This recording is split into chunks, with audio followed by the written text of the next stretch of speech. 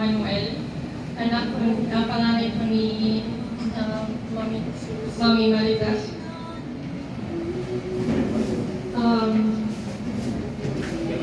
I think naman halos lahat ito sa room na ito makakasabi na we wouldn't be here if it weren't for Lolo. We wouldn't be who we are now without his guidance and his influence.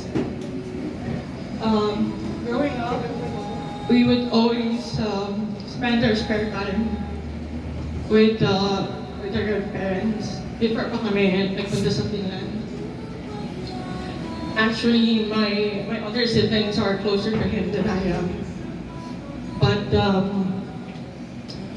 yeah, ako lang represent. I will be representing them alongside my other my cousins and my extension, mga pamangkin, yung mga great grandchildren ni Lolo. I think without mic. okay. I think naman sa mga anak niya, they would always say na Lolo gives out tough love talaga. He sacrificed his life to provide for his family. But my experience as his apo, it was a very fun, dynamic person. Alam naman natin lahat kung gaano ka-stubborn na si Lolo. How he shows his love through arguing with you, raising arguments with Lola. He was, at least in my experience, he was never that vocal. Pero he showed his love through his actions.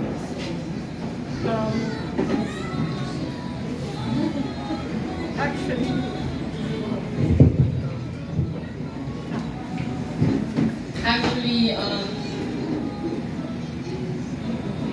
nung bata pa ako, we usually have these deep talks. Doon sa labas ng bahay, you would talk just about random things, about this life, about how it will be if hindi kakasal na ako, yung mga Filipino culture, yung ganun. I used to watch a lot of yung mga K-drama, kasama siya, mga war films, nag-inga-inga ni Lolo ng watch ng films eh.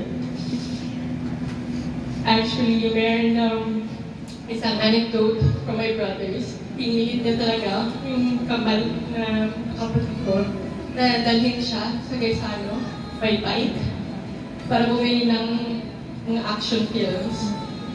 And ayun lang na nahulog siya. Pero at least nakawatch naman sila in the end.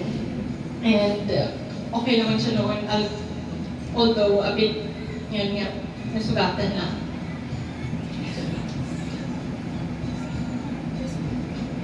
I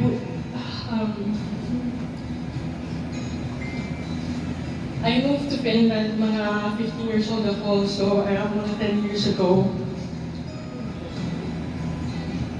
I tried to visit sa Pinasetan, pero ako lang ang wala pinakakita kay Lolo for 5 years. Although I tried, tawagan sila Lola, like at least once a week lang. Ang comfort lang sa akin, isasabi ko lahat kung gusto ko sabihin kay Lolo. Na I told him that I love him. I miss him so much.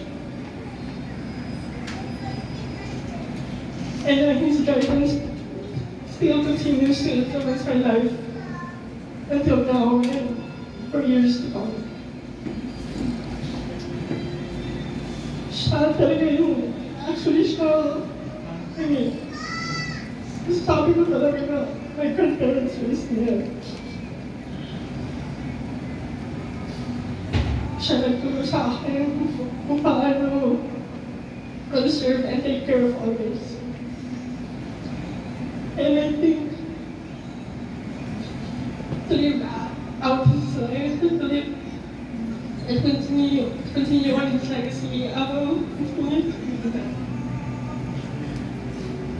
And alam ko rin kung gaano siya ka-caring, alam ko, like you could see it on his face, his actions, how much he dotes on his grandchildren. I personally can see it like yung bata pa si Micah. There was this video on his phone. He was laughing so much, he was smiling so much. Because he saw Micah smiling. It still breaks my heart whenever I see that video. At least now, he doesn't feel any pain anymore. He's in a good place. And I'm forever thankful. Na siya lolo ko. Nag-raise me. And that he, at times, was the only one who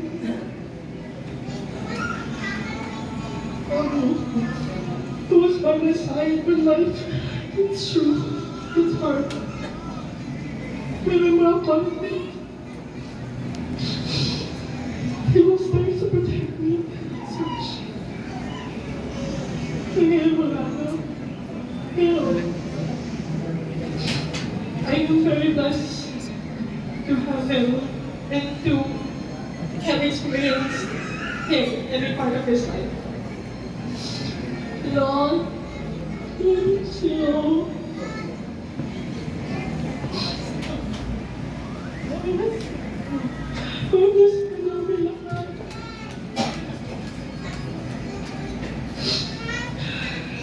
Wala naman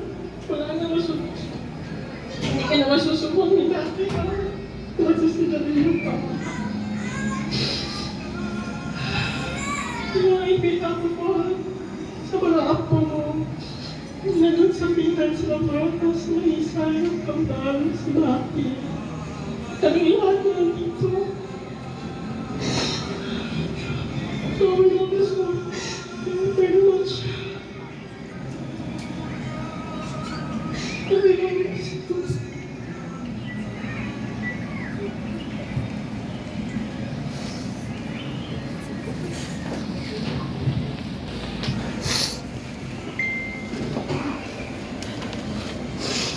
I would say my father was really a loving father, a very supportive one, and he was strict and disciplinarian. But I was glad that he was passed that way.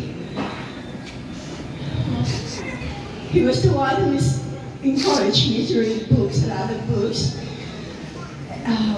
Every day, magdala na siya kahit gaano pa old, ay siya basta mag-read 23 books. So, parang sayahan ako na there's this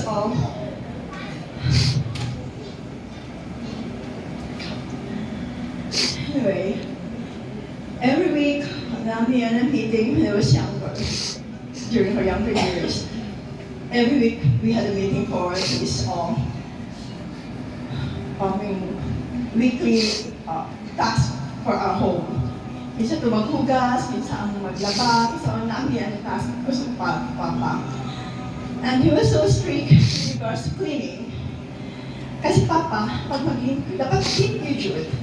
So, kay RT man, una, pag maglimpyo sa gawas, pinigyan yung tubo, dapat kamuton din ang kanang, di ba, pag idasipan siya, kamuton din na siya. Tapos, kaya kanang ang kanon namin mabili ng ginagmay, pag nakikita na, yan ang unanan kay ano mag-ay-ay nga dapat yung points ba kay yung future. And then whoever made a mistake kay isa lang sa mua kami tanan ang unanan. Excuse me by the way for hearing this because tawak mata. Ito tayo. So, if ever may magkamali sa mua kahit isa, kami tanan bunadan. So there's this when he encourage us for this unity na dapat kung sakali mag-inabangay. So, thank you lang mapapa because I would say, I always feel proud to say that, you know, although this is just for me, maybe, that I'm a papa's girl. Every night, mag-atang ako na sa bata pa ko kasi nana siya pasalubong, which is sa search and curly tops. Kung siya nakatatas sa kuwana. Pag mabot na siya, magdagan na kuwana kay mangita na ko sa search and curly tops. Yeah, always na siya na, although not always, but most of the night. And I remember siya dito sa mall sa pagluto o ka ng pinasil na ibalot sa mangga. Ay, ano ba yan? Ano ka dahon sa mangga. Pagluto sa si Papa. If ever may affair sa Chinese school where he used to work, nana siya dala ng pagkaon. We were poor. We grew up poor. Nana siya nila pagkaon. Bangon dyan niya ang tanan, kaya isa din yung kaon dyan niya sabay. Anak si Papa. Because, I would say, Papa's serve us his best. Kahit nasabihin na, sugarol siya, but he's such a responsible father to all of us. And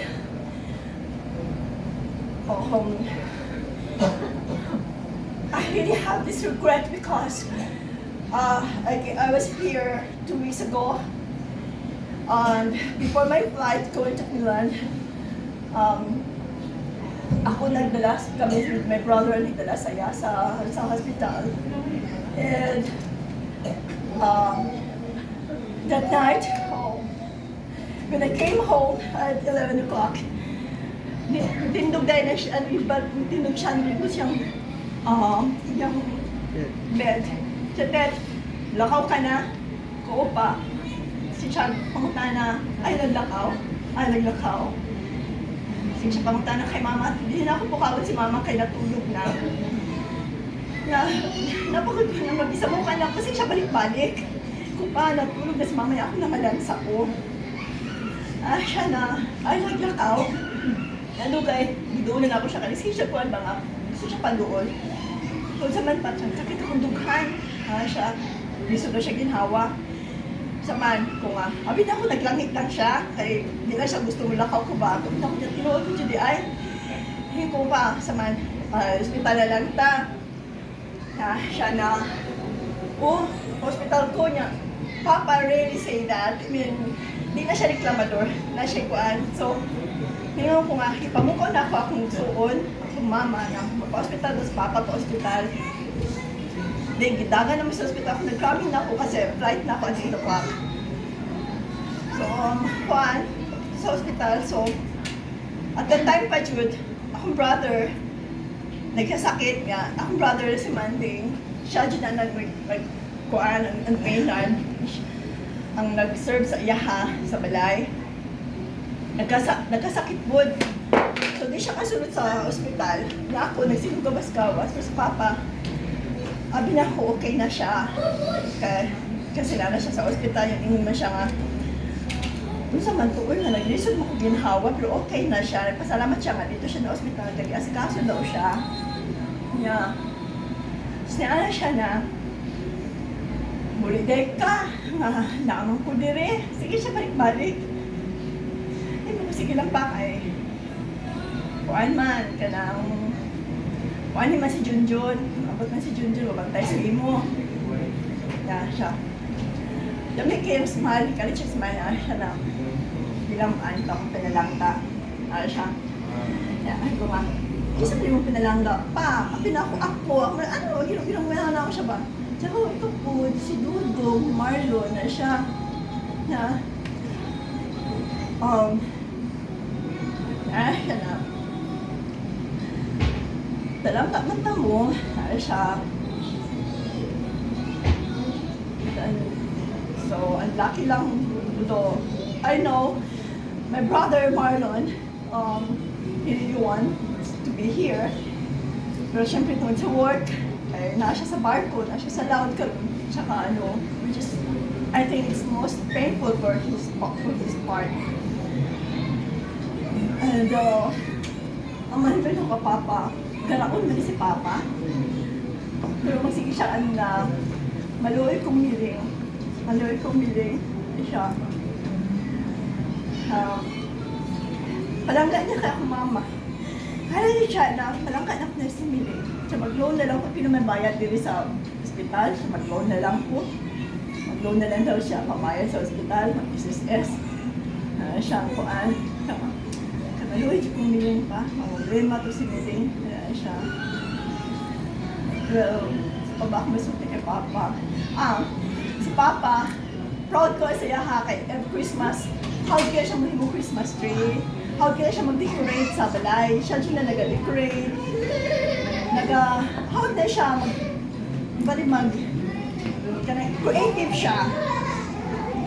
Na there was one time na kasama na niya, kay pangguba na mo ng decors, kay butang na mo sa, kay nato yung sa ang value na purok-purok, ibutan na mo sa among purok, mga decor sa balay. So, after Christmas, dala na nakaluhod niya sa And one thing also that I'm so proud of my father because during those younger years, welcome niya ang among mga silingan nga patag-aw ng TV sa balay. Na among balay, puno kaayo og taong ang mga silingan nga mura mi kanang kinahan siya kung daghang tao.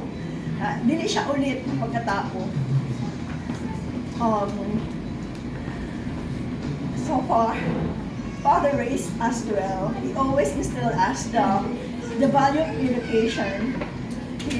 Inaano dyan niya, hindi ako malintan, si siya na ang inyong edukasyon, maulan dyan ang ako ikabilin sa inyo ha. Pagtari niyo sa inyong edukasyon. So far, daghan kay kumasulti, but for now, my mind is blank. But I love my father so much, and he knew it. Father, I'm sorry.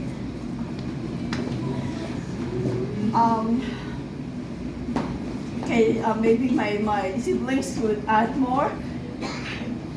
He raised us well, and I'm so proud of my father. Love him so much. That's all.